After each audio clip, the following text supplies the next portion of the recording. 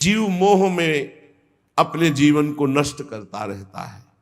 विदुर जी महाराज जब तीर्थ यात्रा करके वापस हस्तिनापुर आए, तब तक संपूर्ण महाभारत युद्ध में कौरव वंश का विनाश, महाराज युधिष्ठिर का चक्रवर्ती सम्राट पद पर विराजमान होना, ये सब हो चुका था। आदर्श महाराज युधिष्ठिर जी बहुत जैसे प्राण आ गए हों ऐसे पूरा परिकर मिला। फिर अंदर महल में गए तो देखा धृतराष्ट्र जी को, तो एकांत की मांग की, कोई हमारे पास नहीं रहे। फिर धृतराष्ट्र जी से कहा, तुम्हें शर्म नहीं आती? तुम श्वान की तरह जीवन व्यतीत करो, अभी तुम्हें वैराग्य नहीं हुआ? बड़े कठोर वचन। ये कटु वचन क्या होते हैं? जाकर वैराग्य प्रज्वलित करते हैं।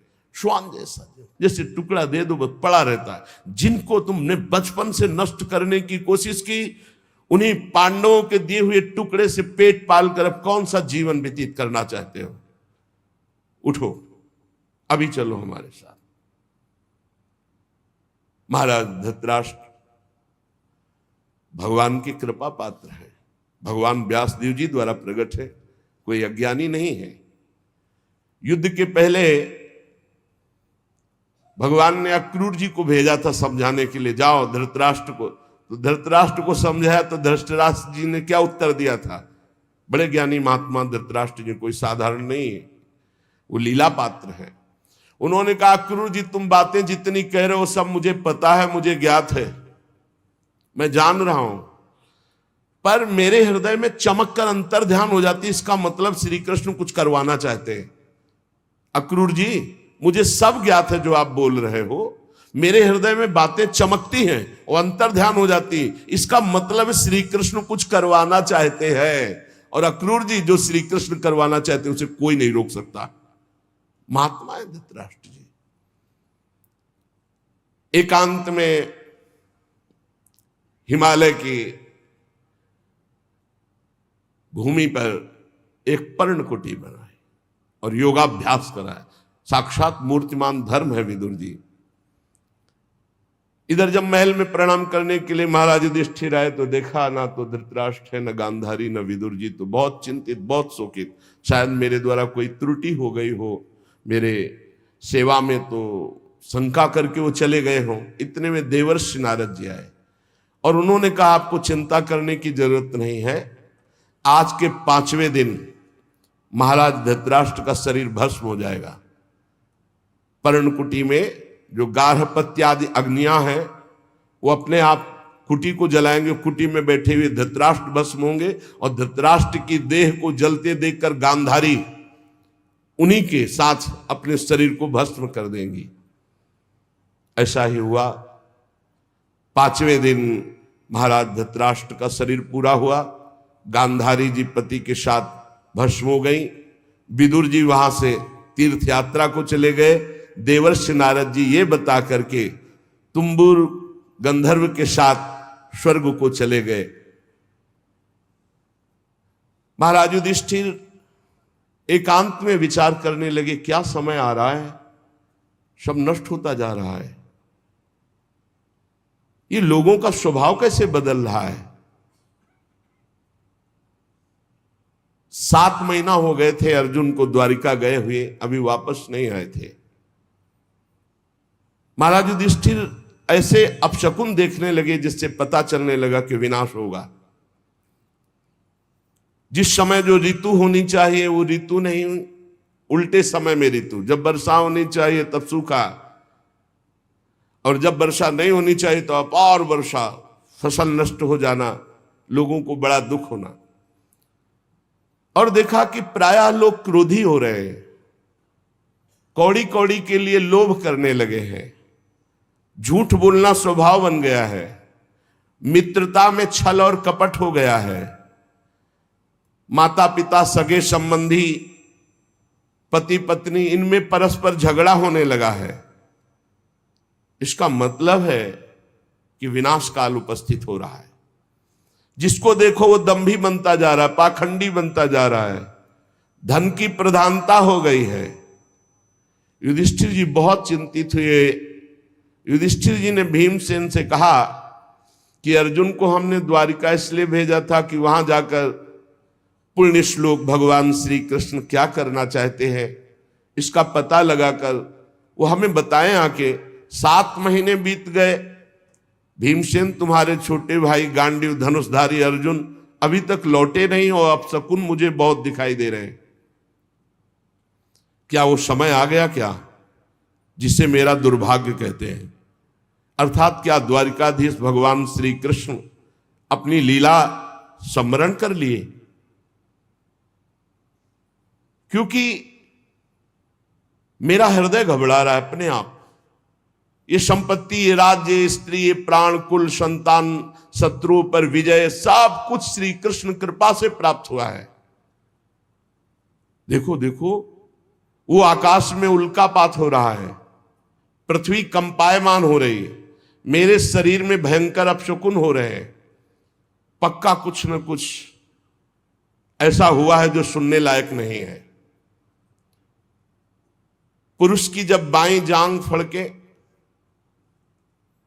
आंख, भुजा बार बार फड़के तो समझ लेना चाहिए कोई विनाशकारी खेल होने वाला है।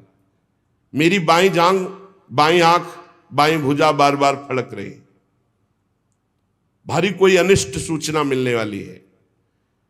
देखो ये सियारिन उदय होते हुए सूर्य की ओर मुंह करके रो रही है और ये कुत्ता मेरी ओर देखकर बार बार चिल्ला रहा है, रो रहा है।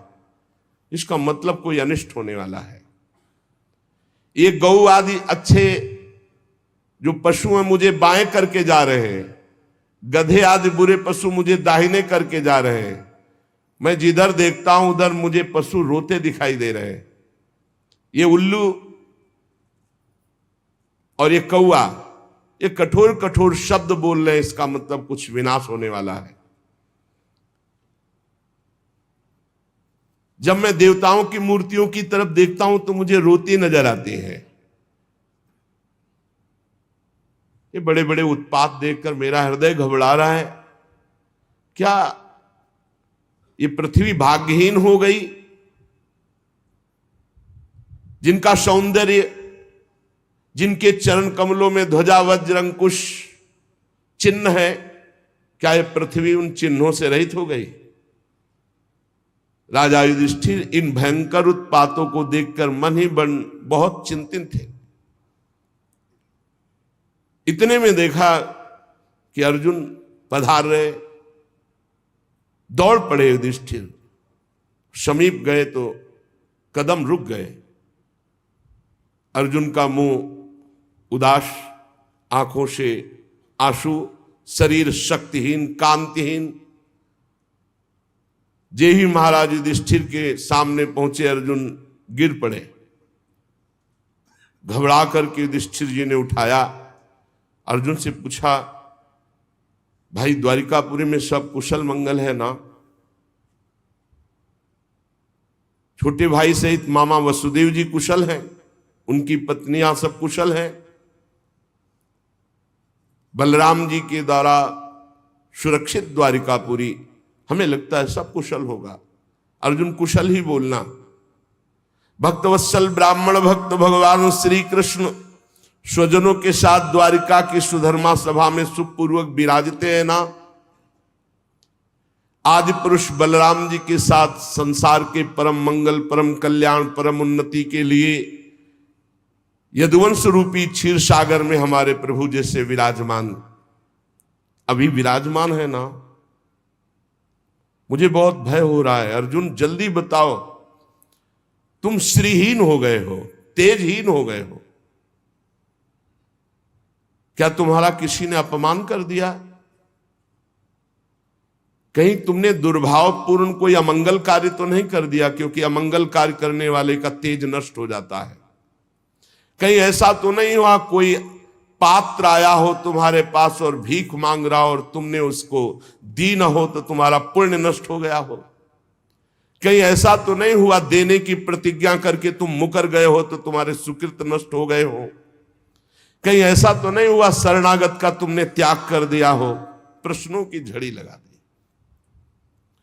कहीं ऐसा तो नहीं हुआ अगम्या स्त्री का समागम कर लिया हो, कहीं ऐसा तो नहीं हुआ कि जिस समागम करने योग्य का अपमान कर दिया हो। बड़े प्रश्न किए, लेकिन मुझे लगता है कि ऐसा धर्म विरुद्ध आचरण तुमसे कोई हो ही नहीं सकता।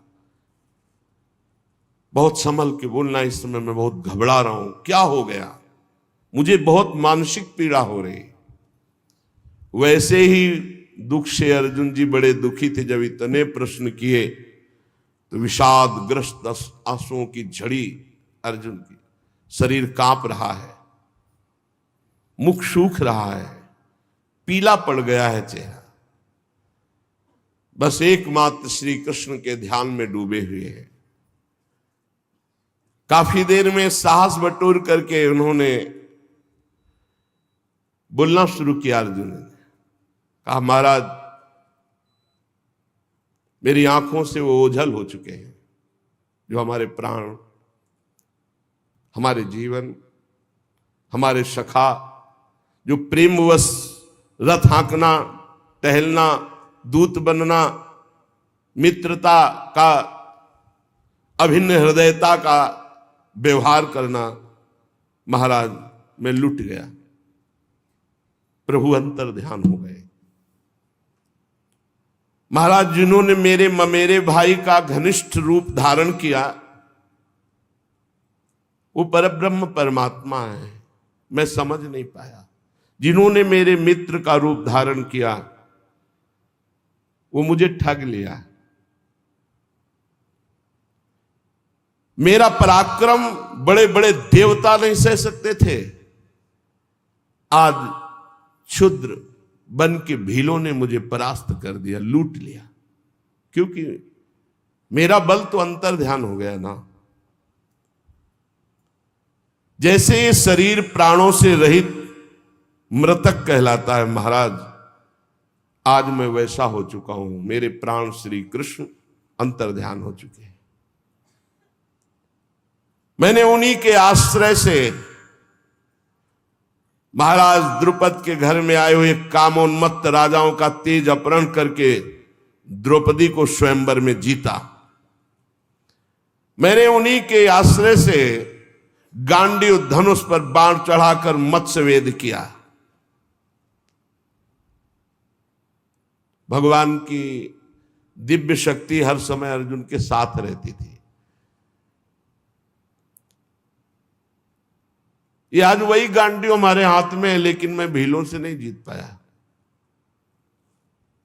मैं लौट के आ रहा था भगवान के निज जनों को लेकर, लेकिन मेरे में सामर्थ्य नहीं रही, क्योंकि मेरे श्री कृष्ण अंतर दे, वही गांडीव, वही भुजाएं जिसके बल से खांडोवन को, इंद्र को भी रोक करके अग्नि को तृप्त किया।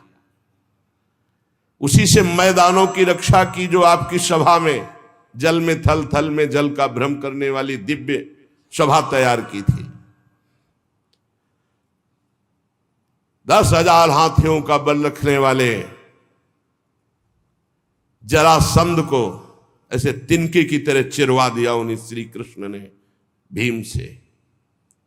20,000 राजाओं को मुक्त किया जो भैरव यज्ञ में बलि देने के लिए बंदी बनाए हुए था। महाराज हर तरह की विपत्ति में श्री कृष्ण सामने नजर आते थे। चाहे वो द्रौपदी को वस्त्रहीन करने के लिए कौरवों की सभा हो, या वनवास के समय दुर्योधन के षड्यंत्र से भेजे हुए 10,000 शिष्यों के साथ दुर्वासा ऋषि, हर समस्या का समाधान श्री कृष्ण थे। ये कई बार सुना चुके हैं दुर्वासा ऋषि का प्रसंग। बड़ा कठिन है किसी महापुरुष को प्रसन्न कर लेना, लेकिन जिनका भगवान से अनुराग नहीं वो लाभ नहीं ले पाते। 4 महीने दुर्वासा जी की बड़ी सेवा की दुर्योधन ने। दुर्वासा जी ने कहा, वरदान मांगो, चातुर्मास भर तुमने सेवा की, क्या चाहते हो? दुर्योधन ने ये विचार किया कि पांडवों का जड़ से नाश हो जाए, बढ़िया अवसर है। तो उनका ब्राह्मण हमारे ज्येष्ठ भ्राता महाराज युधिष्ठिर वनवास में है, आप 10,000 शिष्यों के साथ जाएं और उनका आतिथ्य स्वीकार करें। तब जब द्रौपदी जी बटलोई में प्रसाद पाले, द्रौपदी पालिए, फिर वहां कुछ नहीं। सिद्ध सूर्यदेव के द्वारा दी हुई बटलोई थी। तथास्तु कहकर दुर्वासा जी ठीक उसी समय पहुंचे जब द्रौपदी जी प्रसाद पाके बटलोई मार्जन करके रख दिया। शिष्य मंडली 10,000, आगे दुर्वासा जी महाराज धर्मराज जी के समीप पहुंचे, साष्टांग दंडवत किया। महाराज आइए, आज तो हमारे अहोभाग्य, आप कृपा करके दर्शन दिए। अब पूछना होता, महाराज प्रसाद पाल? हाँ हाँ, अभी यमुना स्नान करके आते हैं, अभी आते हैं प्रसाद पाने। 10,000 शिष्य सहित यमुना जी स्नान करने गए। महाराज युधिष्ठिर द्रौपदी के पास गए और द्रौपदी जी से पूछा, प्रसाद पा लिया? हाँ, बटलोई मान के रख दी। मूर्छित से हो गए। द्रौपदी जी कौरव सभा से शरणागति पूर्ण पुष्ट हो चुकी थी। उठाया, आप ऐसी दशा को क्यों प्राप्त हो गए? तो उनका बटलोई में तुमने पा लिया, धो के रख दिया। 10,000 शिष्यों के साथ महाक्रोधी दुर्वासा ऋषि आते ही साप दे देंगे। अब क्या 10,000 के लिए कंदमूल फल भी एकत्रित नहीं कर सकते। द्रौपदी ने कहा, एक बटलोई का तुम्हें इतना भरोसा है? अरे जो पूरे विश्व को पवाता है वो मेरा श्री कृष्ण है, आप कोई संशय नहीं। आंख मूंदी और ध्यान करके आर्त भाव से पुकारा, श्री कृष्ण। उनको कहीं आना जाना है? देखा पीतांबर फहराते हुए मुस्कुराते हुए चले आ रहे हैं। आकर के पहले कहा, द्रौपदी बहुत भूख लगी, कुछ पवा। समस्या पे समस्या। अरे महाराज, इसी समस्या से तो आपको याद किया है। नहीं कृष्ण, बाद में बड़ी भूख लगी, कुछ खाने को दो। द्रौपदी ने फिर गदगद कंठ से कहा, प्रभु ऐसे तो मेरे बड़े भाग्य हैं कि आप ऐसे कह रहे, पर प्रभु इस समय कुछ नहीं है, बटलोई मांझ के रख दिया। अच्छा तो जरा बटलोई लाना। ये कर तुम अकर तुम अन्यथा कर तुम, सर्व समर्थ भगवान का प्रताप देखो। कोई साधारण स्त्री भी जूठा पात्र थोड़ी धो के रखे कि रख दिया उसमें सीख जरा भी शीत लगा हुआ है। फिर ये तो पतिव्रता है, देवी है, ये कोई स्त्री से प्रकट है क्या? द्रौपदी यज्ञ से प्रकट है। दूसरी बात, जब भगवान सूर्य ने कह दिया कि द्रौपदी के पाने के बाद कुछ नहीं बचेगा, तो कुछ नहीं बचेगा। लेकिन श्री कृष्ण है, एक साक का शीत निकाला। कहां से निकाला? बटलोई से। सिद्ध बटलोई, धुली बटलोई, ये है श्री कृष्ण। और कहा इतने में तो पूरा विश्व तृप्त हो जाएगा। जबान में रखा तो वहां मुनिमंडली जो यमुना स्नान कर रही थी, ऐसा फरा बड़ा आचमन करने की जरूरत नहीं। बोले जाओ, भीम से कहा भगवान ने, कह दो पकवान तैयार है, आओ महाराज। बोले महाराज, बोले जाओ तो तुम कहो जा करके। जो ही भीमसेन गए तो वहां सब दुर्वासा जिसका, महाराज रसोइये ने ऐसे सुंदर व्यंजन बनाए, आप पधारे। तो उनका देखो आचमन करने की जगह नहीं। वैसे तो अगर 2 मिनट लेट हो जाते तो हम सब भाग जाते यहाँ से, क्योंकि किसी के सामर्थ्य नहीं है। शिष्यों ने कहा गुरुजी आदेश मत कर देना, आचमन करने की जगह नहीं। उनका वरदान मांगो। तो बोले जिस भाव से दुर्योधन ने भेजा था वो उसी भाव को प्राप्त हो जाए। विनाश के लिए भेजा था, उन्होंने कहा तथास्तु। अर्जुन जी कह रहे हैं, जिनके बल से बड़े भारी दुस्तर संकट दुर्वासा से हम बच पाए, जिनके प्रताप से हमने भगवान शंकर को अपनी बाहुओं से युद्ध रूपी पूजा करके तृप्त कर दिया। भगवान शंकर से भगवान शंकर से कोई एक सेकंड भी युद्ध कर सकता है? अरे प्रलयंकारी रुद्र हैं, इनके सामने कोई नहीं टिक सकता। बाहु युद्ध या जितने अक्षय तूणीर में बाण थे सब ऐसे लीन हो गए। जब बाण मारते ना तो शरीर में अंतर ध्यान हो जाता। अर्जुन जी को लगा ऐसा किरात कौन सा वीर है कि जो हमारे बाणों को ही ली जा रहा है। जब एक भी बाण नहीं बचे तो गांडीव से प्रहार किया तो गांडीव भी अंतर ध्यान हो गया। अब उठा के वज्र जैसे घूंसों से प्रहार करना शुरू किया। जे भी भगवान शंकर ने प्रहार किया तो उनका रुक जाओ, 2 मिनट का समय दो, हम अपने आराध्य देव की पूजा कर ले, क्योंकि लगा कि इनके घूंसे से प्राण निकल जाएंगे। और मन में आया कि इतनी पीड़ा तो हमें कहीं किसी युद्ध में नहीं हुई, ऐसा कौन है जो मुझे कष्ट दे सकता है। तो उन्होंने कहा हाँ हाँ जो तुम्हें करना है कर लो। तत्काल रज से एक लिंग बनाया, कुछ पत्र पुष्प जंगल के और महादेव जी का, तो देखा कि जो पुष्प और माला डाली वो किरात के माथे पे।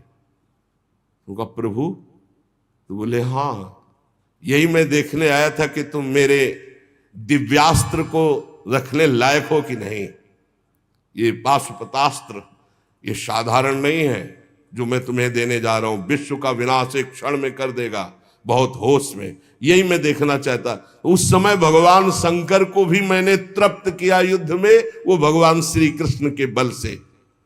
यत्तेज साथ भगवान युद्ध शूल पाणिर विस्मापिता सगिरिजोस्त्र मदान निजम में, वो प्रसन्न होकर अपना निज अस्त्र मुझे प्रदान किया। महाराज, जिन श्री कृष्ण के प्रताप से देवराज इंद्र की सभा में देवराज के सिंहासन पर आधे पर बैठने का मुझे अधिकार मिला, जिन श्री कृष्ण के प्रताप से देवताओं ने मेरी पूजा की, ऐसा मैंने युद्ध किया, निवात कवच नामक दैत्यों का विनाश किया, आज मैं उनसे रहित हो गया हूं। अर्जुन जी कह रहे महाराज मैं अपार शोक से युक्त हो रहा हूं। सोने बैठने टहलने, बड़ी बड़ी बातें, भोजन आदि के समय बड़ी मजाक करना, और कभी कभी तो मैं उन्हें कह देता कि मित्र तुम तो बड़े सत्यवादी हो, तो हंस देते। वो महापुरुष मैं समझ नहीं पाया। मित्र मित्र का जैसे अपराध सह लेता है, पिता पुत्र का अपराध सह लेता है, ऐसे मुझ दुर्बुद्धि का मजाक वो सहते। मेरे प्रिय सखा, मेरे प्रिय मित्र, नहीं नहीं, मेरे हृदय, मेरे पुरुषोत्तम भगवान ने मुझे छल लिया। वो चले गए। मैं उनके निज जनों को द्वारिका से साथ ला रहा था। मार्ग में दुष्ट भीलों ने मुझे एक अबला की तरह हरा दिया। मेरे में कोई बल नहीं, वही गांडीव, वही बाण, वही अर्जुन, कुछ नहीं कर पाया। लूट ले गए संपत्ति। वही मेरा गांडीव है, वही अक्षय तूणीर, वही बाण, वही रथ, वही घोड़े, वही रथी अर्जुन, पर मेरा सारथी नहीं, मेरे श्री कृष्ण नहीं, तो मैं परास्त हो गया, हार गया। लूट लिया भीलों ने। श्री कृष्ण के बिना मैं सार शून्य हो रहा हूं। क्या करूं? तुमने जितने ईश्वर संबंधियों की बात पूछी सब नष्ट हो चुके हैं। पता नहीं क्या हो गया, सब आपस में मदोन्मत्त होकर एक दूसरे को मार डाला। यदुवंशियों ने एक दूसरे को ही मार डाला। महाराज केवल 4 या 5 लोग बचे हैं, पूरे यदुवंश का विनाश हो चुका है। वास्तव में ये केवल श्री कृष्ण की संहार लीला थी। बड़ा विचित्र खेल, एक दूसरे को मार डाला, एक दूसरे को पहचाना ही नहीं। सूत जी कहते हैं अर्जुन ये कहते कहते बेसुध हो गए। भगवान श्री कृष्ण के चरण कमलों के चिंतन में अर्जुन की चित्तवृत्ति अत्यंत निर्मल प्रशांत हो गई। इतना भक्ति का वेग बढ़ा कि मौन धारण करके आंख मूंद करके चुपचाप बैठ गए। बैठते ही भगवान की द्वारा जो उपदिष्ट गीता था, संपूर्ण गीता ज्ञान प्रकाशित हो गया। व्यवधान रहित परब्रह्म स्वरूप में अर्जुन स्थित हो गए। ये भगवान की कृपा होती है। ऐसा विशुद्ध ब्रह्मबोध, गुणातीत अवस्था, द्वैत संशय निवृत्ति, सूक्ष्म शरीर का भंग, जन्म मृत्यु चक्र से रहित जीवन मुक्त स्थिति को अर्जुन उसी क्षण प्राप्त हो गए। इसीलिए कहते हैं मेरे बनाए न बनेगी कोटि कल्प लो, आपके बनाए बनेगी पल पाव में। पल के चौथाई हिस्से में ये ही भगवान के वियोग में अर्जुन जी व्यथित होकर खड़े रहने की भी सामर्थ्य नहीं रही, बैठ गए। उसी समय दिव्य ब्रह्म ज्ञान जो भगवान ने दिया था जागृत हुआ। स्थूल सूक्ष्म कारण तीनों शरीरों का राग भस्म हुआ। अपने स्वरूप में स्थित जीवन मुक्त महापुरुष भगवान के स्वधाम गमन यदुवंश का संहार सुनते ही महाराज युधिष्ठिर शांत हो गए। देखो ये अंतिम लीला सबकी होनी है। निश्चय किया महाप्रस्थान। महाप्रस्थान कहते हैं मृत्यु को। अब महाप्रस्थान करना है। जन्म मृत्यु रूप संसार से अब मुख मोड़ लिया महाराज युधिष्ठिर जी ने। जब भगवान ने शरीर त्याग दिया तो अब हमारा इस मृत्यु लोक में क्या काम। जिस समय भगवान श्री कृष्णचंद्र जी ने इस पृथ्वी से अपने शरीर को अंतर ध्यान किया, उसी समय पाप और अधर्म में फंसाने वाला कलयुग का राज्य लागू हो गया। उसी समय से महाराज युधिष्ठिर ने कलयुग का फैलना देखा। देश में, नगर में, घरों में, प्राणियों के हृदयों में असत्य, छल, हिंसा, अधर्म, व्यभिचार, ये सब की बढ़ोतरी हो रही। अपने भाइयों से कहा महाप्रस्थान का निश्चय करो, अब रहना नहीं इस पृथ्वी में। बड़ा मंगल रूप होगा कलयुग का। विनयी पौत्र महाराज परीक्षित, जो अब कुछ सयाने हो चुके थे, गुणों में महाराज युधिष्ठिर के समान थे, समुद्र से घिरी हुई पृथ्वी के सम्राट पद पर हस्तिनापुर में महाराज परीक्षित का अभिषेक किया। और यहां मथुरा में शूरसेनाधिपति के रूप में अनिरुद्ध के पुत्र वज्र जी का अभिषेक किया। इसके बाद युधिष्ठिर जी ने प्राजापति यज्ञ करके आह्वानी अग्नियों को अपने में लीन किया और जड़वत होकर जैसे पागल बाल खोल लिए, सब वस्त्राभूषण उतार दिए, एक चीर वस्त्र लंगोटी धारण किया, भावना से वाणी को मन में, मन को प्राण में, प्राण को अपान में, अपान को उसकी क्रिया मृत्यु में, मृत्यु को पंचभूत शरीर में लीन कर दिया। शरीर को मृत्यु रूप अनुभव करके त्रिगुण में मिला दिया, त्रिगुण को मूल प्रकृति में, मूल प्रकृति को सर्व कारण रूपा प्रकृति में, प्रकृति को आत्मा में, आत्मा को ब्रह्म में विलीन करके जीवन मुक्त हो गए तत्काल। यह है भगवान के निज जनों का महामहिमामय स्वरूप। जीवन मुक्त, आवागमन मुक्त, पहले मुक्त, अब चीर वस्त्र धारण किया और नियम लिया कि मुख में ना जल जाएगा ना अन्न जाएगा। जब तक प्राण है ना अन्न ना जल। मौन, केश खोल लिए और बिना किसी को देखे सुने बोले निकल पड़े। पर ब्रह्म स्थिति उत्तर दिशा की ओर बढ़ते चले जा रहे हैं। भीमसेन, अर्जुन, नकुल, सहदेव, द्रौपदी, इन्होंने जब देखा कि भैया इस महाप्रस्थान को, तो ये भी महाप्रस्थान को भगवान श्री कृष्ण के चरणों का सब ध्यान करते हुए महाराज युधिष्ठिर के पीछे पीछे महाप्रस्थान। सबकी बुद्धि एकमात्र कृष्णाकार, सबकी बुद्धि श्री कृष्ण में लगी हुई। फलतः एक एक गिरते जा रहे हैं। भीमसेन बताते जा रहे हैं, द्रौपदी गिरी, नकुल, सहदेव हिमालय में, एक बार भी पीछे मुड़कर नहीं देखा। अर्जुन गिरे, फिर भीमसेन में अकेले महाराज, सीधे विमान आया था महाराज युधिष्ठिर जी के लिए, और ये शरीर छोड़कर दिव्य लोक को पहले ही प्राप्त हो गए। भगवान के प्यारे भक्त पांडवों के महाप्रयाण की इस पवित्र मंगलमयी कथा को जो पुरुष सुनता है वो निश्चय ही निष्पाप होकर मोक्ष को, भगवत धाम को प्राप्त होता है। पांडवों का महाप्रयाण, जब महाराज परीक्षित ने देखा कि निरपेक्ष होकर हमारे पूज्य जन प्राण त्यागने के लिए हिमालय को चले गए, ब्रह्म ऋषियों के चरणों की आराधना करके पूरी पृथ्वी का शासन महाराज परीक्षित करने लगे।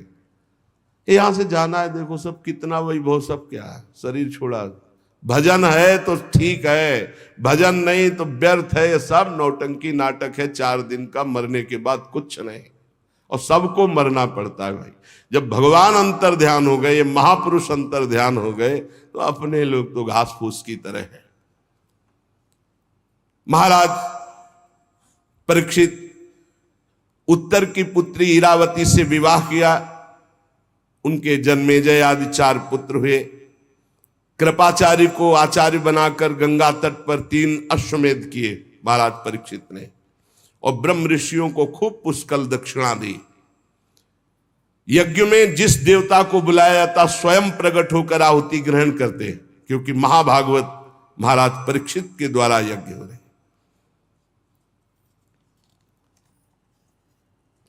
शौनक जी ने पूछा कि हमने सुना है दिग्विजय करते समय कलयुग मिला था महाराज परीक्षित को, तो इसको मार क्यों नहीं डाला, छोड़ क्यों दिया? ये राजा का वेश धारण करने पर भी कलयुग है तो अधर्मी। जो गाय को लात से मार रहा था, ये हमने सुना है प्रसंग, शौनक जी कह रहे। तो भगवान श्री कृष्ण की लीला से, चरण कमल से यदि संबंध रखता हो तो अवश्य चर्चा कीजिए, क्योंकि मैं सुनना चाहता हूं। दूसरी व्यर्थ की बातों से क्या लाभ, उनसे तो समय व्यर्थ नष्ट होता है। प्यारे श्रुति जी, जो लोग चाहते हैं कि मोक्ष मिले या भगवत प्राप्ति हो, उन्हें खूब कानों से भगवत चर्चा सुननी चाहिए और जबान से नाम जप करना चाहिए। ये जो मंदभागी जन है, ये दिन भर रुपया कमाने में लगे रहते हो, रात में भोग या सोने में काट देते हैं, पूरा जीवन व्यर्थ जाता है। सूत जी ने कहा, धन्य है शौनक जी, आप महात्मा जन जो भगवान की चर्चा सुनना चाहते हैं। जिस समय राजा परीक्षित कुरजांगल देश में सम्राट के रूप में निवास कर रहे थे, उसी समय उनको सूचना मिली कि मेरी सेना द्वारा सुरक्षित साम्राज्य में कलयुग का प्रवेश हो गया है। बड़े दुखी हुए कि ये तो बड़ा अधर्मी है, ये जहां जहां प्रवेश करेगा अधर्म फैलता चला जाएगा। परीक्षित जी ने धनुष हाथ में लिया, श्याम वर्ण के घोड़ों से जुते हुए सिंह की ध्वजा वाले सुसज्जित रथ पर सवार होकर दिग्विजय करने के लिए बाहर निकले। उसके साथ बड़ी सेना भी थी। वो केतुमाल उत्तर कुरु किम पुरुषादि से होते हुए जहां जहां गए भगवान श्री कृष्ण की महिमा, पांडवों की महिमा सुनने को मिली, और उन्हें कलयुग नहीं दिखाई दिया। अभी परीक्षित जी को जो उनके प्राण प्रिय भगवान श्री कृष्ण का चरित्र सुना देते या पांडवों की महिमा सुना देते, तो उस राज्य को सुरक्षित कर देते, कोई कर भेंट नहीं लेते। और जो भगवान का विरोधी राजा होता उसको भुजदंडों के द्वारा मर्दन करके, कर लेकर के ब्रह्म ऋषियों की सेवा करते। महाराज आगे देखा कि एक बैल और एक गाय कुछ बात कर रहे हैं। वो साक्षात बैल के रूप में धर्म थे और गाय के रूप में पृथ्वी थी। महाराज परीक्षित ने दूर से देखा, धर्म ने जो बैल के रूप में थे पृथ्वी से कहा, कल्याणी तुम कुशल से तो हो ना, तुम्हारा मुख श्रीहीन हो रहा है, हमें लगता है कोई भारी दुख है तुम्हें, तुम किस लिए चिंता कर रहे हो? कहीं मेरे 3 पैर टूट गए हैं उसके लिए तो तुम चिंता नहीं कर रहे हो? संभव है तुम इसलिए चिंता कर रही हो कि दुष्ट कलयुग अब तुम्हारे ऊपर अधर्म आचरण करेगा। हो सकता है तुम इसलिए चिंता कर रही हो कि अब आज का जो समाज आगे आएगा कलयुगी, वो खान पान वस्त्र स्नान स्त्री सहवास में शास्त्रीय नियमों का पालन नहीं करेगा, मनमानी आचरण करेगा, मनमानी व्यभिचार करेगा, मनमानी खाए पिएगा, वो आसुरी भाव को प्राप्त हो जाएगा, राक्षसी स्वभाव को। कहीं तुम भगवान श्री कृष्ण के अंतर्ध्यान हो जाने के कारण तो नहीं दुखी हो? तुम क्यों दुखी हो? पृथ्वी ने कहा, बैल के रूप में जो तुम धर्म देवता हो, ये तुम्हारा स्वभाव ही है ऐसा, दूसरे के दुख से दुखी हो जाना। पूछना उत्तम है, पर तुम सब जानते हो मैं सबसे दुखी इस बात से हूं कि भगवान श्री कृष्ण सारे जगत को सुख पहुंचाने के लिए प्रकट हुए थे, अंतर्धान हो गए। आज मैं भगवान से प्रकट लीला में विमुख हो चुकी हूं, भगवान अंतर्ध्यान हो चुके और प्रकट देख रही हूं कि तुम्हारे 4 चरण 3 चरण तोड़ दिए गए। तुम में समस्त सद्गुण वास करते हैं। धर्म, ये 39 अप्राकृत गुण जो धर्म को मानता है, धर्म से चलता है, उसमें जागृत हो जाते हैं। सत्य, पवित्रता, दया, क्षमा, त्याग, संतोष, सरलता, सम, दम, तपस्या, समता, तितिक्षा, उपरति, शास्त्र विचार, ज्ञान, वैराग्य, ऐश्वर्य, वीरता, तेज, बल, स्मृति, स्वतंत्रता, कौशल, कांति, धैर्य, कोमलता, निर्भीकता, विनय, शील, साहस, उत्साह, बल, सौभाग्य, गंभीरता, स्थिरता, आस्तिकता, कीर्ति, गौरव, निरहंकारता, ये 39 अप्राकृत गुण जिसके हृदय में धर्म वास करता है उसके हृदय में जागृत हो जाते हैं। एक क्षण के लिए भी भगवान उससे अलग नहीं होते जिसके हृदय में धर्म रहता है। धर्म तुम्हारी दुर्दशा कर दी इस कलयुग ने। मुझे बड़ा शोक हो रहा है, मुझे साधु महात्माओं के लिए शोक हो रहा है, मुझे धर्म के लिए शोक हो रहा है, मुझे भगवान के अंतर्धान हो जाने के लिए शोक हो रहा है। मैं अभागिनी हूं। मुझे सौभाग्य पर शायद गर्व हो गया था कि भगवान के चरण चिन्हों से मैं युक्त हूं। मेरे शायद उसी गर्व का मुझे दंड मिला है कि आज मैं अभागिनी हो गई, भगवान अंतर्ध्यान हो गए। सूत जी कहते हैं, परीक्षित जी संवाद सुन रहे थे। उन्होंने देखा कि राजा का तो वेश है, पर ये दुष्ट पैर से गाय को मार रहा है, पैर से बैल को मार रहा है, डंडे से पिटाई कर रहा है, और ये ऐसा समझ रहा है कि यही राजा है। कांप रहा है बैल इतनी पिटाई की, भयभीत होकर मलमूत्र का त्याग कर रहा है, बहुत मार रहा है। गाय को बार बार पैरों से मार रहा है। स्वर्ण जटित रथ पर चढ़े हुए राजा परीक्षित ने मेघ गंभीर वाणी में ललकाया, कौन है जो हमारे राज्य में पूजनियों को दंड दे रहा है? मैं बलवान हूं, मैं उसी वंश का हूं जिसमें महाराज युधिष्ठिर, भीमसेन, अर्जुन, उनके चले जाने पर तू ऐसा मत समझ कि उनका बल नहीं रह गया। तू कौन है जो मेरा भय नहीं मान रहा और गाय और बैल को दंड दे रहा है? अरे भेष तो तूने नट की भांति राजा का बना रखा है, आचरण पाप और अधर्म के कर रहा है। मेरे दादा अर्जुन के अंतर्ध्यान हो जाने पर तू क्या समझता है तेरे पर कोई प्रहार करने वाला नहीं? देख मैं तुझे अभी दंड देता हूं। उन्होंने, परीक्षित जी ने बैल से पूछा, कमल लाल के समान आप श्वेत वर्ण हैं, 3 पैर आपके इसने तोड़ दिए, फिर भी 1 पैर से आप टिके हुए हो, आप बैल नहीं हो सकते, क्योंकि बैल में इतनी सामर्थ्य नहीं। आप कौन देवता हैं? अभी ये भूमंडल कुरवंशी नरपतियों के बाहुबल से सुरक्षित है। मैंने अभी तक अधर्म नहीं देखा, आपके साथ केवल देखा है। और ये आंसू बहाती हुई गाय ये क्यों शोक कर रही? और ये कौन है जो निर्भय होकर तुम पर प्रहार कर रहा है? मैं दुष्टों का दंड देने वाला हूं। देवी, मेरे राज्य में कोई दीन को, धर्म को तनिक भी कष्ट पहुंचाए तो मेरी कीर्ति, आयु, ऐश्वर्य, परलोक सब नष्ट हो जाए। मेरा परम धर्म है, उसे मैं जानता हूं। सुरभिनंदन, आप 4 पैर वाले हैं, 3 पैर आपके तोड़ दिए। आप कौन हैं? आपका कल्याण हो, आप बताइए। अगर कोई देवता भी होगा तो मैं उसकी बाजूबंद से भुजा काट डालूंगा यदि आपको कष्ट दे। आप निश्चित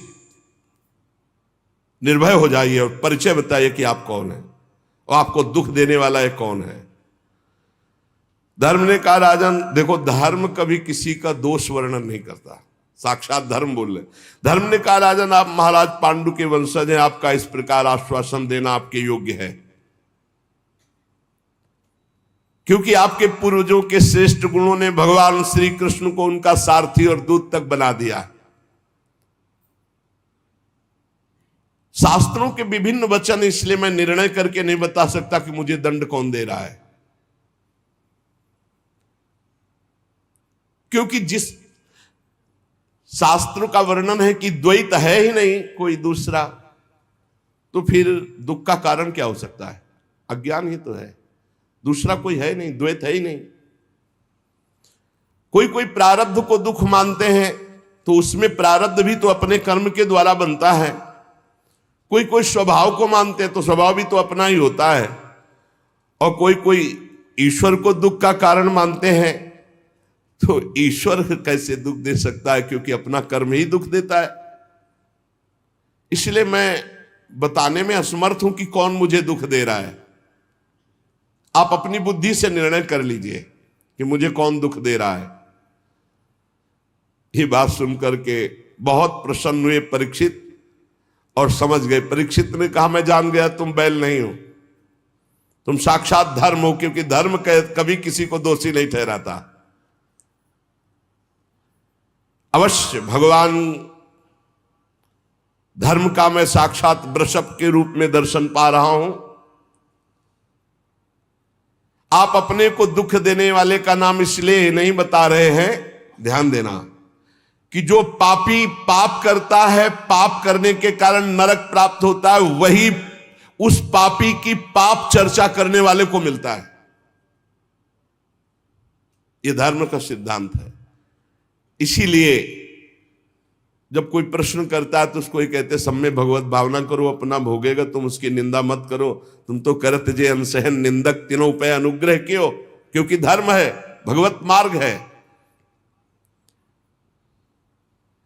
सिद्धांत निश्चित है कि मन और वाणी से किसी की निंदा नहीं की जाती। तो आप धर्म है इसीलिए आपने निंदा नहीं की और कहा खुद विचार लीजिए कि कौन मुझे कष्ट दे रहा है।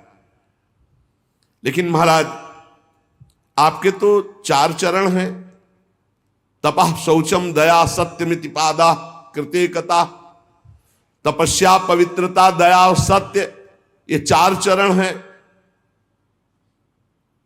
अधर्म के अंश गर्व आसक्ति और मद से 3 चरण नष्ट हो चुके हैं। अब आपका 4था चरण एक केवल सत्य बच रहा है, वो भी लड़खड़ा रहा है। तपस्या पवित्रता दया सब नष्ट कर दिया कलयुग ने, थोड़ा सत्य बचा है, वो भी लड़खड़ा रहा है। असत्य से पुष्ट हुआ ये अधर्म रूपी कलयुग उसको भी नष्ट कर रहा है। ये गाय के रूप में साक्षात पृथ्वी है। भगवान ने इनका भारी बोझ उतारा था, मैं समझ गया। ये राजा का स्वांग बना करके धर्मद्रोही पापी कलयुग है, मैं इसे अभी मारता हूं।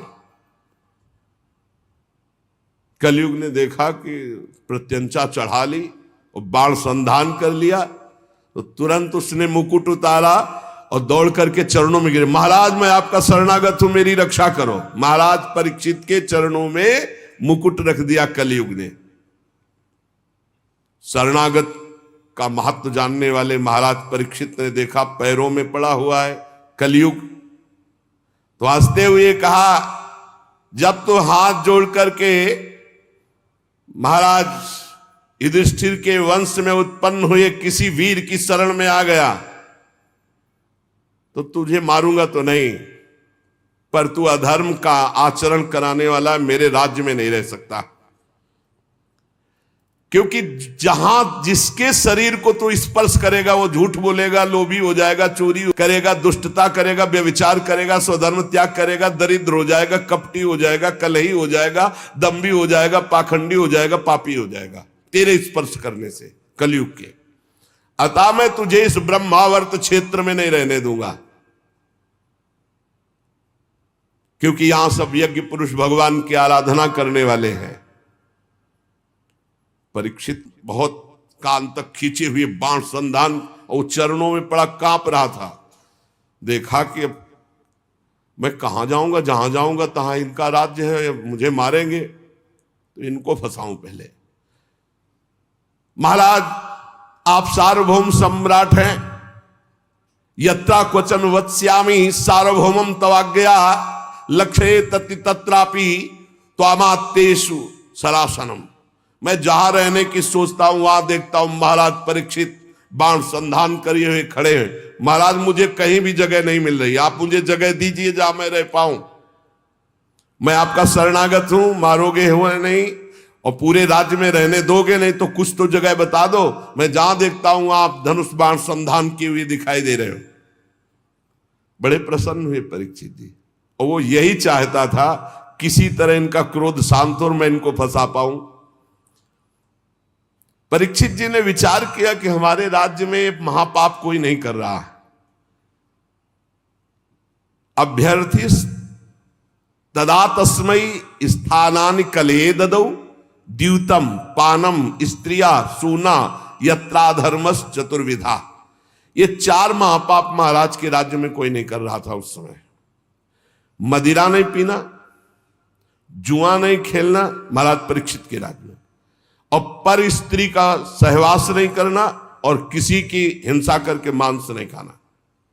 ये 4 बातें। तो उन्होंने सोचा ये प्राय हमारे राज्य में है नहीं, तो इसके रहने के लिए स्थान दे दिया 4।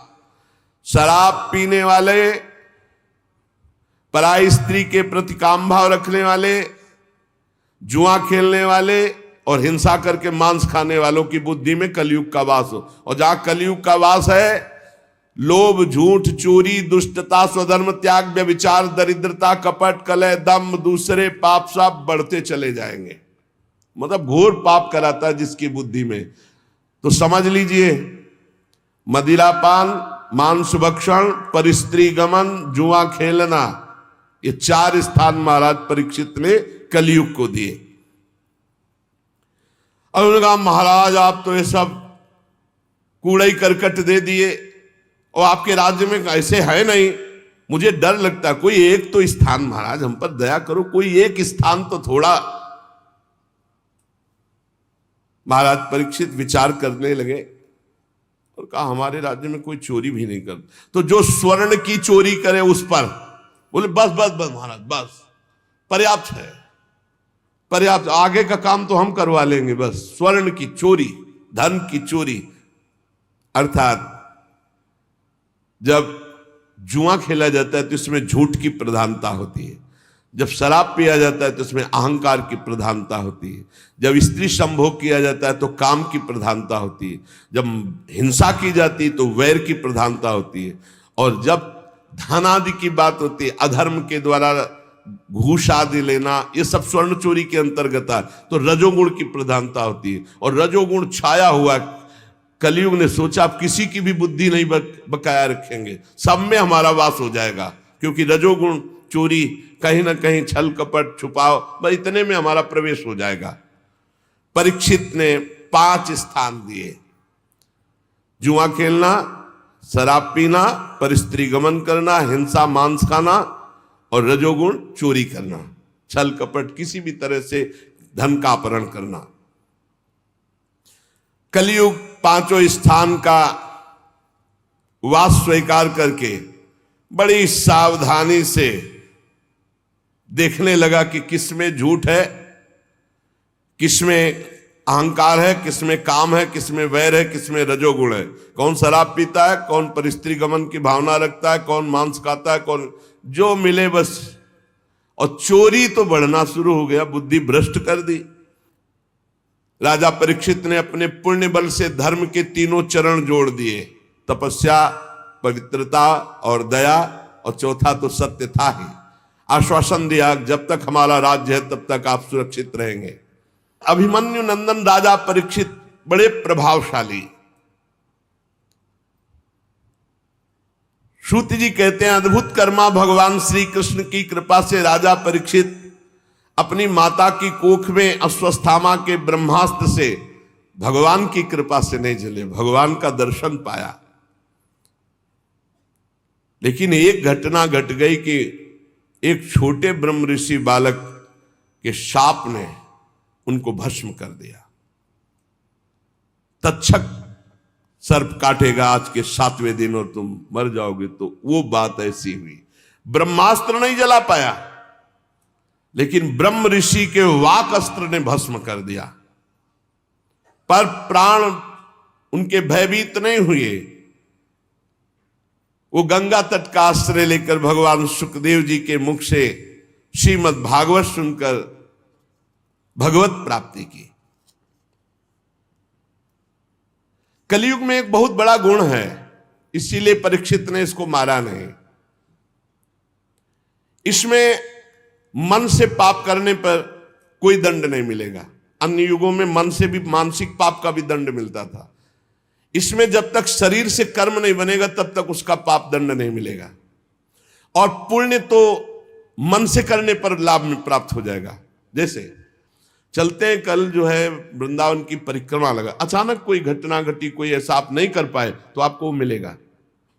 कलयुग का एक बहुत बड़ा प्रताप कि इसका मानसिक संकल्प से पुण्य कर्म तो प्राप्त हो जाता है, लेकिन पाप कर्म का फल नहीं मिलता। गोस्वामी जी ने भी लिखा है, कलिकर एक पुनीत प्रतापा, मानस पुण्य होए और नहीं पापा।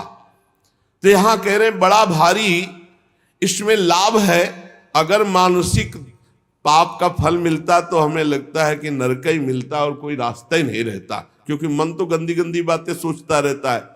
परंतु पाप कर्म तभी लागू होगा जब शरीर से क्रिया होगी, संकल्प मात्र से नहीं। और ये कलयुग प्रमादी लोगों पर ज्यादा आक्रमण करता है, जो समय व्यर्थ करते हैं। नाम जप करो, भगवत लीला गायन करो। कभी कहां कलयुग है, कहां इस समय कलयुग है? जब भगवत चर्चा सुन रहे, भगवत नाम कीर्तन, भगवत भजन, तो अब बैठ के इधर उधर भोगों का चिंतन करोगे, गंदी बातों का। तो भगवान श्री कृष्ण चंद्रजू के चरण कमलों का मादक मधुर मधु संतों के संग से प्राप्त होता है। इसीलिए भगवत प्रेमी भक्तों के लव मात्र के सत्संग के समान ना स्वर्ग है ना मोक्ष है।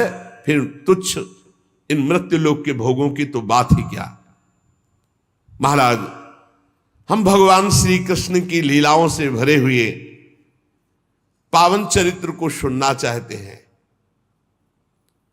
सूत जी ने कहा, अहो आप महात्माओं के संग से आज मेरा जन्म धन्य हो गया, क्योंकि जब महापुरुषों से बातचीत करने का अवसर मिल जाता है तो सारे पाप नष्ट हो जाते हैं, हृदय पवित्र हो जाता है बातचीत मात्र से। वास्तव में अनंत भगवान की हम पर बड़ी कृपा है, जो आप 88,000 ऋषि बैठकर भगवत चर्चा सुन रहे हैं और बार बार प्रश्न करते हैं भगवान की लीला कथा का। भगवान के गुणों की क्षमता भी जब कोई नहीं कर सकता तो उनसे बढ़कर कोई हो ही कैसे सकता है। उनके गुणों की विशेषता समझाने के लिए इतना कह देना पर्याप्त है कि लक्ष्मी जी अपने को प्राप्त करने की इच्छा से प्रार्थना करने वाले ब्रह्मादि देवताओं को छोड़कर भगवान के ना चाहने पर भी उनके चरण कमलों की रच का सेवन करती है। ब्रह्मा जी ने भगवान के चरणों का प्रक्षालन करने के लिए जो जल समर्पित किया, वही जल गंगा जी के रूप में आज त्रिभुवन को पावन कर रहा है और भगवान देवादिदेव महादेव अपने माथे पर उसे धारण किए हुए हैं। ऐसी अवस्था में त्रिभुवन में श्री कृष्ण के अतिरिक्त भगवान शब्द का दूसरा और क्या अर्थ हो सकता है। सूत जी कहते हैं, जिनके प्रेम को प्राप्त करके धीर पुरुष बिना किसी हिचक के देह गे आदि की दृढ़ आसक्ति को छोड़ देते हैं, उन परमहंसों के स्वामी, परमहंसों की प्रिय आत्मा भगवान श्री कृष्ण की आराधना के सिवा हम किसकी आराधना करें। ऋषियों, जैसे पक्षी अपनी शक्ति के अनुसार आकाश में उड़ते हैं, वैसे ही विद्वान लोग अपनी अपनी बुद्धि के अनुसार भगवान के लीला चरित्रों का गायन करते, पर पार कोई नहीं पा सकता। एक दिन की बात है कि राजा परीक्षित धनुष लेकर वन में शिकार खेलने के लिए निकले। यह शिकार मांस भक्षण के लिए नहीं होता था, ये उन पशुओं का शिकार होता था जो रोगी पशु होते थे, जिनसे संक्रामक रोग प्रजा को फैलने का होता था, तो उनको जान जान करके फिर उनका उद्धार करते थे। ये राजा का कर्तव्य होता था। महाराज शिकार खेलने में बहुत आज पीड़ा को प्राप्त हुई, भूख प्यास थकान, पता नहीं क्यों अभी तक नहीं हुआ था, क्योंकि कलयुग ने विचार किया कि इन्हीं के ऊपर सवार हो। हमने संतों से सुना कि जब जरासंध का वध हुआ तो उसका जो मुकुट था वो भीमसेन ले आए थे। तो आज पता नहीं क्या महाराज परीक्षित के, संतों से सुना है हमने, महाराज परीक्षित ने वही मुकुट धारण किया, जो ही धारण किया सो कलयुग उसमें विराजमान हो गया। आज थोड़ा ही अभी उनको प्यास लगाई, बड़ी भूख लगाई, शरीर में बड़ी थकान, ऐसा कभी नहीं हुआ था।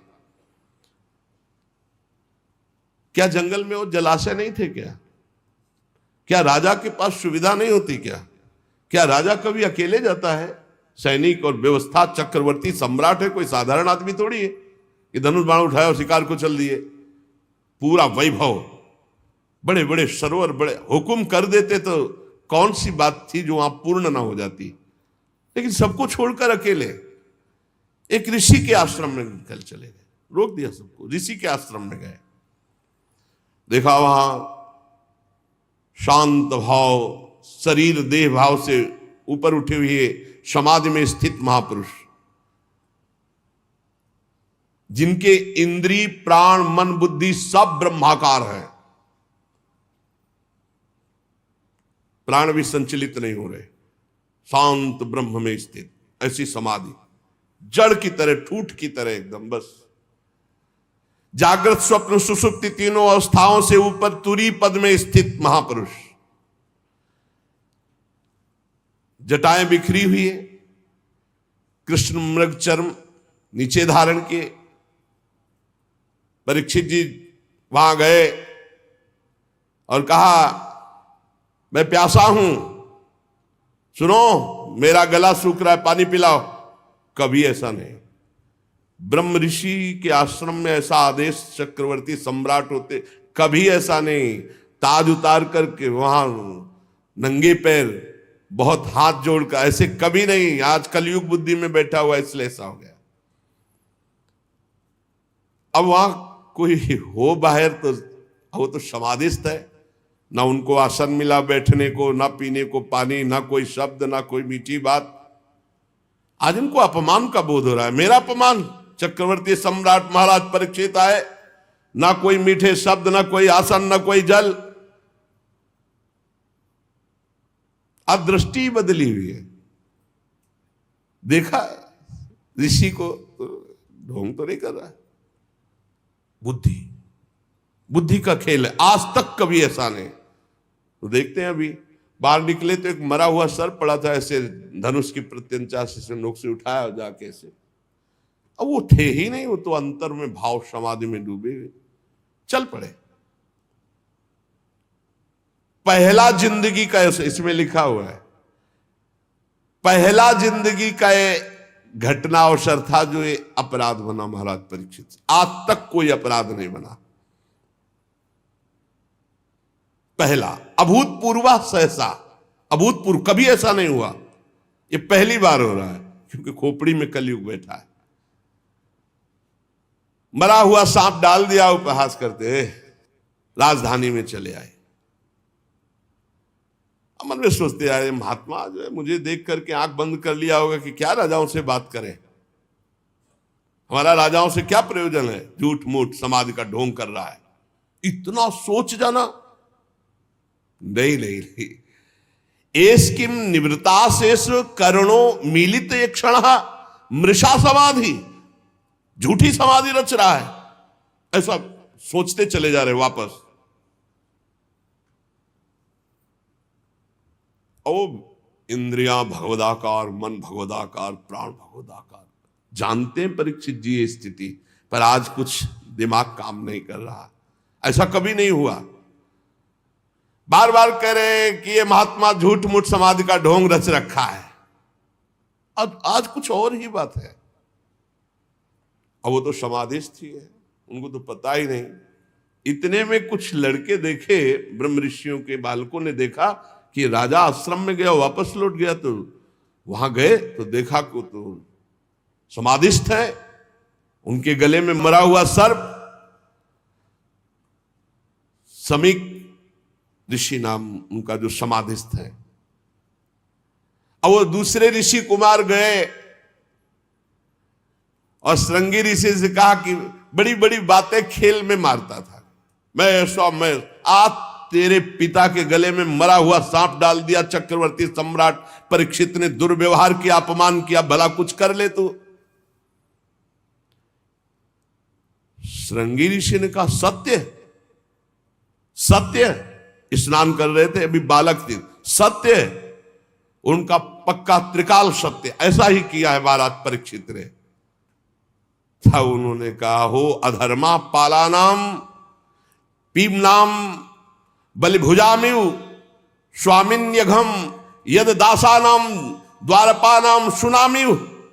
ये चक्रवर्ती सम्राट कहलाने वाला ये उच्छिष्ट भोजी कौआ इतना संड मुसंड हो गया कि हम ब्रह्म ऋषियों की मर्यादा को भंग कर रहा है। ये हमारा दास होकर दरवाजे पर रहना चाहिए, घर में जाकर स्वामी का अपमान करने का अधिकार इसको किसने दिया? ब्रह्म ऋषियों के सामने सब झुकते हैं, सब सेवक है, इसे द्वार पर खड़े रहना चाहिए था। ये घर में घुस करके ऐसा अपराध कैसे कर दिया? क्या समझता है?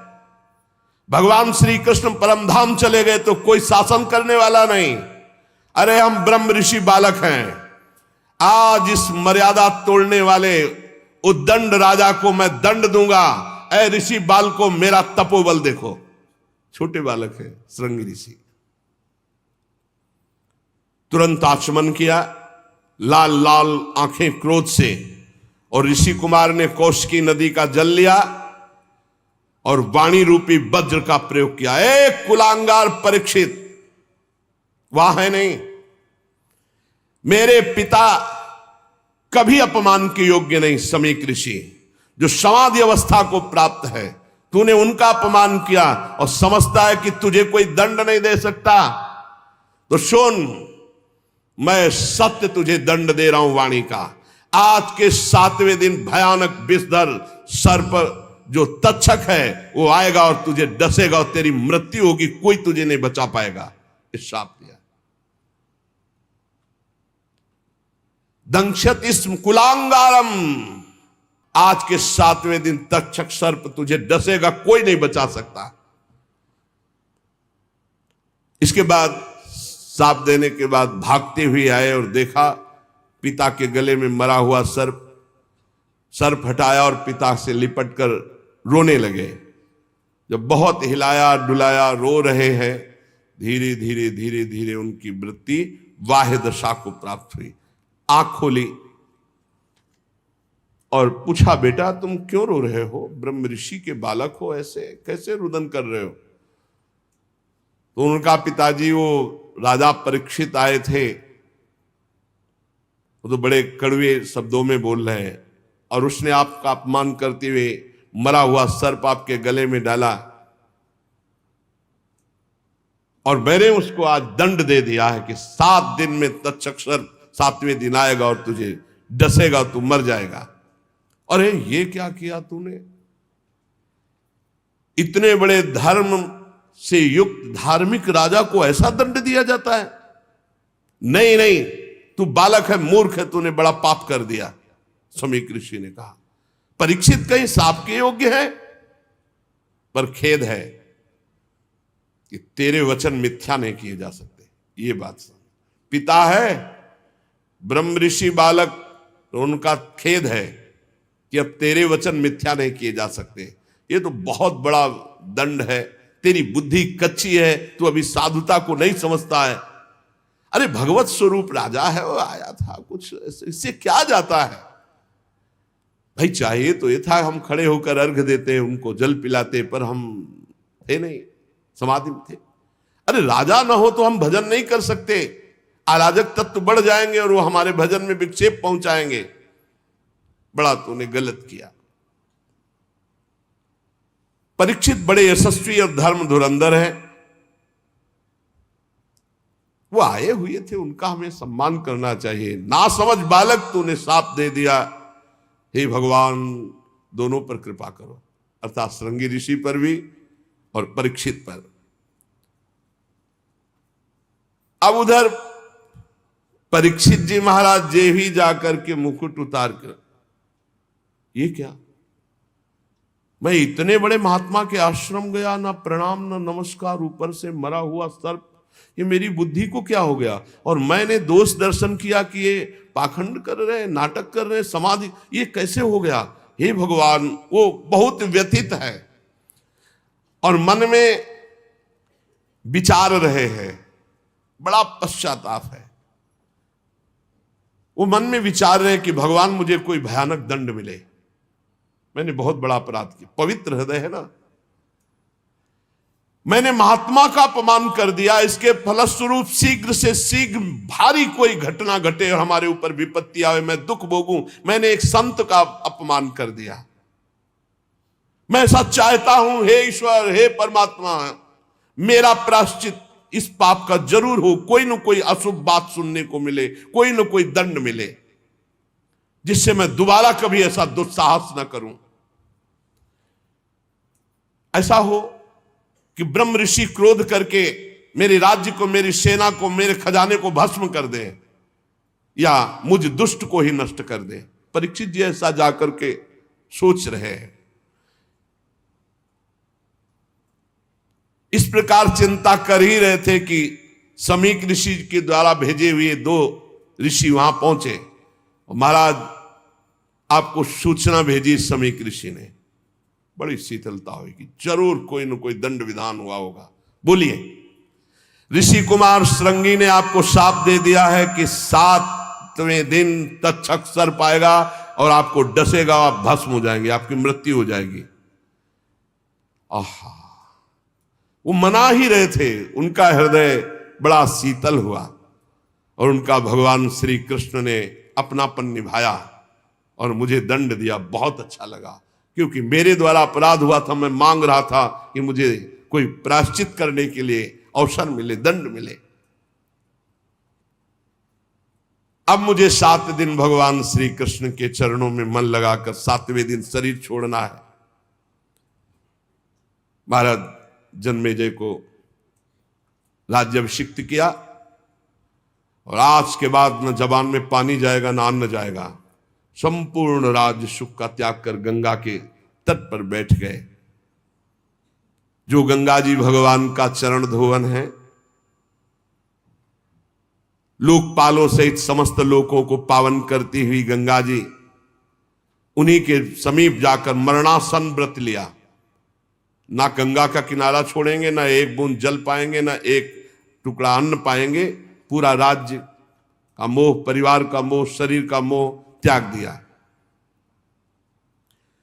जो ही बड़े बड़े ब्रह्म ऋषियों में चर्चा फैली कि परीक्षित जी को ऐसा शाप, और परीक्षित जी अनशन आमरण व्रत लेकर गंगा तट पर बैठ गए हैं, तो बड़े बड़े ऋषि मुनि वहां आने लगे। देखो ये भगवान की कृपा पात्र पर कैसी कृपा होती है। उस समय सबसे पहले अत्रि जी पधारे, फिर वशिष्ठ जी, च्यवन जी, शरद्वान अरिष्टनेमि, भृगु, अंगिरा, पराशर, विश्वामित्र, परशुराम, उतथ्य, इंद्र प्रमद, इद्मवा, मेधातिथि, देवल, आरिष्टसेन, भरद्वाज, गौतम, पिप्पलाद, मैत्रेय और कवश, अगस्त, नारद, व्यास, बड़े बड़े ब्रह्म ऋषि, अरुणादि राज ऋषि, ये सब विश्व में जब ये हाहाकार मच गया कि महाराज परीक्षित को शाप मिला श्रृंगी ऋषि का, 7वें दिन तक्षक सर्प पाएगा और भस्म कर देगा, तो वो गंगा के किनारे आमरण अनशन व्रत लेकर बैठ गए हैं। परीक्षित जी सबकी पूजा करते हैं, सबके चरणों में सिर रखकर वंदना करते हैं। जब सब बैठ गए, महाराज परीक्षित ने फिर से प्रणाम किया और खड़े होकर शुद्ध हृदय से अंजलि बांधकर कहा, राजा परीक्षित ने कहा, आज मैं अपने मुख से कह सकता हूं कि मैं समस्त राजाओं में धन्य हूं, क्योंकि आप सब महात्मा हमें दर्शन देने के लिए आए। मैं धन्याति धन्य हूं। आप महापुरुषों का प्रेम, मैंने किसी को बुलाया नहीं, आप स्वयं आए हैं, इसलिए मैं अपने को धन्य कह रहा हूं। राजवंश के लोगों से तो प्राय निंदित कर्म बच जाते हैं, वो आप महात्माओं की चरण धोवन से दूर पड़ जाते हैं, परंतु मैं भी तो राजा हूं। देहगे में आसक्त था, आज एक महात्मा के बालक की कृपा हुई और मुझे भगवान श्री कृष्ण का बना दिया। साप देकर संपूर्ण राज्य का त्याग, संपूर्ण परिवार का त्याग, शरीर के राग का त्याग, भोजन पानी का त्याग। आप लोग, मां गंगा जी सब हम पर बहुत प्रसन्न हैं। ब्राह्मण कुमार श्रृंगी ऋषि के साप का कोई दूसरा कारण नहीं, केवल कृपा ही कृपा है। मुझे कृपा दिखाई दे रही, मुझे कोई डर नहीं, कोई परवाह नहीं, क्योंकि आप सब संतों ने घेर लिया कर। आप बड़े कृपालु हैं। मैं सब महात्माओं से यही प्रार्थना करता हूं कि मेरा बार बार जन्म हो और मेरे अपने श्री कृष्ण में प्रेम हो। सबसे आशीर्वाद ये चाहता हूं कि बार बार जन्म हो और भगवान श्री कृष्ण में प्रेम हो। महाराज परीक्षित परम धीरवान, दृढ़ निश्चय करके गंगा जी के तट पर पूर्वाग्र को शाक करके उत्तर मुख होकर बैठ गए। महाराज आमरण अनशन का निश्चय करके बैठे। देवता लोग पुष्पों की वर्षा कर रहे थे परीक्षित जी के ऊपर। सब संत महात्मा साधु साधु सबने कहा, राजर्षि शिरोमणि भगवान श्री कृष्ण के प्रति ऐसी प्रीति कोई आश्चर्य की बात नहीं, क्योंकि आप पांडवों के ही वंशज हैं। आपने एक क्षण में शरीर संबंधी भोग, शरीर संबंधी राज, शरीर संबंधी रिश्ते नाते सबका त्याग कर दिया। धन्य हैं आप। अब हम भी तब तक यहीं रहेंगे जब तक आपका परम धाम गमन नहीं होगा। ऋषियों ने कहा, जब तक आप भगवत धाम नहीं जाएंगे, हम सब ऋषि यहीं बैठे रहेंगे 7 दिन 7 रात।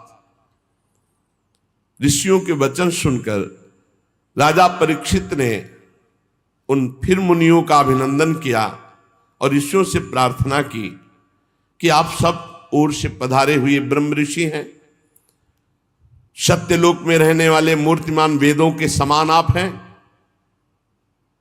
आप लोगों का हम पर बड़ा अनुग्रह है, आपका लोक परलोक में कोई स्वार्थ नहीं है।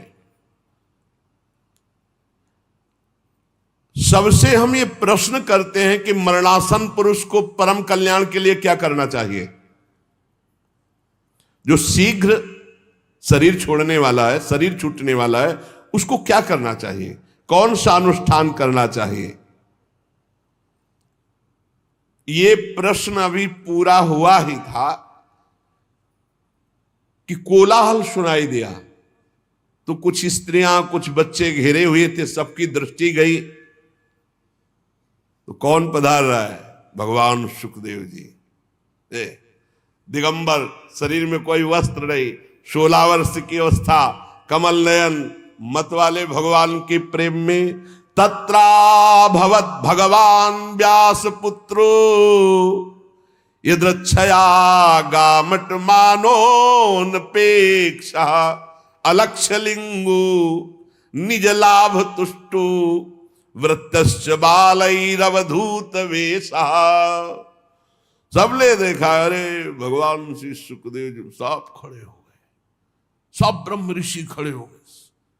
ये पराशर जी भी हैं, व्यास जी भी हैं, वशिष्ठ जी, बाप बाबा पर बाबा सब खड़े हो गए, क्योंकि ऐसी स्थिति गर्भ से ही परम त्यागी श्री कृष्ण अनुरागी ब्रह्मबोध संपन्न व्यासनंदन भगवान श्री सुखदेव जी कोई बाह्य आश्रम चिन्ह नहीं, आत्मानुभूति से संतुष्ट बच्चों और स्त्रियों ने घेर रखा है, वेश अवधूत का अलवास्त।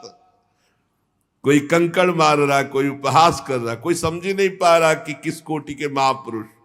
16 वर्ष की अवस्था, चरण हाथ जंगा भुजाएं कंधे कपोल सब तेजो में, अत्यंत सुकुमार, बड़े बड़े नेत्र मनोहर, नासिका ऊंची, कान बराबर, सुंदर भौहे और मुख से अद्भुत कांति, गला तो मानो सुंदर शंख हो, हंसली ढकी हुई, छाती चौड़ी उभरी हुई, नाभ भंवर के समान गहरी, उदर बड़ा ही सुंदर त्रिवली युक्त, लंबी लंबी भुजाएं, दिगंबर वेश, मानो साक्षात सूर्य पधार रहे हो। श्याम रंग, चित्त को चुराने वाली यौवन अवस्था, मंद मंद मुस्कुराते हुए, अपने तेज को छिपाए हुए सब ऋषि आसन छोड़ छोड़ करके हाथ जोड़कर खड़े हो गए।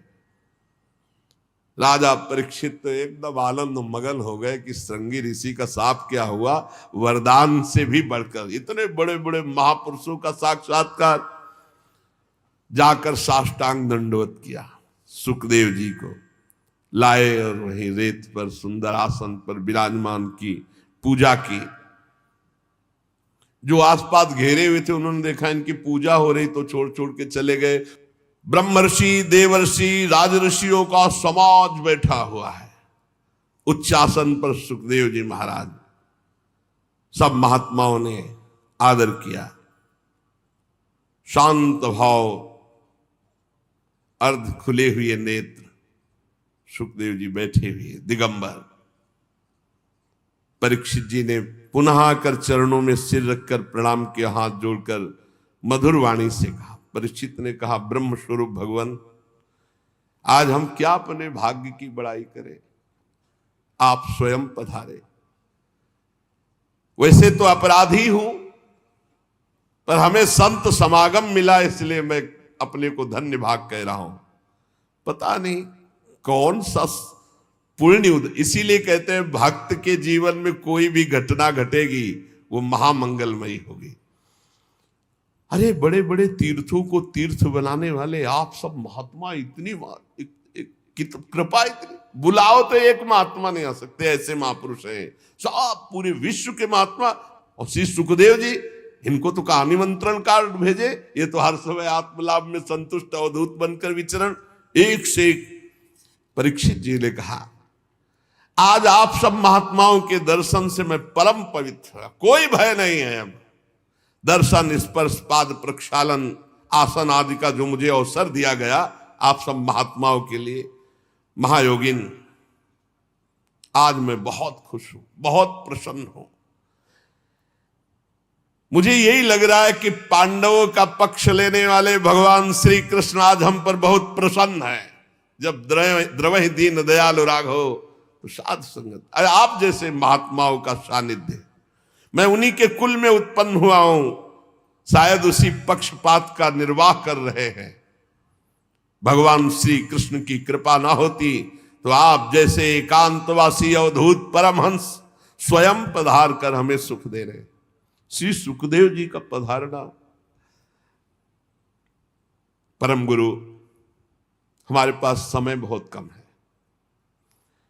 इसलिए हम आपको समस्त साधनों में परम प्रवीण साध्य को प्राप्त हुए जानकर आपसे प्रश्न कर रहा हूं कि मरणासन पुरुष को क्या करना चाहिए।